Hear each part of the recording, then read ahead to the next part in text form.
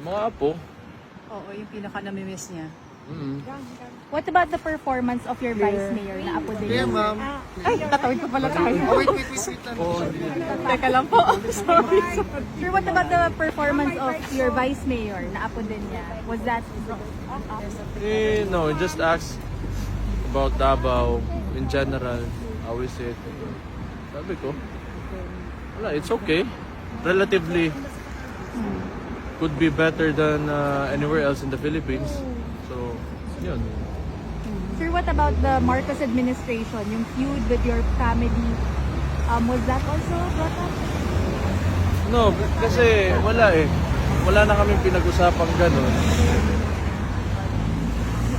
All we talked about was the midterm elections and the results of the midterm elections. So that says it all. Parang nandun na yung lahat ng kailangan mong malaman about the Marcos administration because they did not win in Davao and they put so much money in, invested so much in Davao City. So that says a lot already.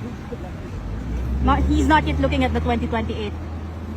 Wala kaming pinag-usapan na ganun ngayon. Maybe tomorrow, maybe some other day. But Today, wala, I'm just happy to see him again.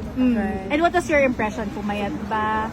Of course, lahat naman siguro pag ikaw nilagay sa detention unit, you get depressed, you know, you don't want to eat the food because wala kang gana. Hindi pa rin siya I think that's naka-adjust. natural for everyone, huh? Hindi pa rin siya naka-adjust sa food here.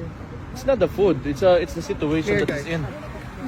Sir, what about birthday plans? His 81st birthday malapit na. March Napag-usapan? 28. No? Kayo po, wala po kayong pinaplano for him? Perhaps the whole family gathering here for the 81st? Wala. Supporters. We don't even celebrate our own birthdays. Because of what happened? No. Not No, anymore. because it's just in the family. It's just a practice. Yeah. Ganun lang, sir. Hindi siya parang nakagisnan. Hindi ko alam eh. Parang ano eh. Talaga, I really don't know.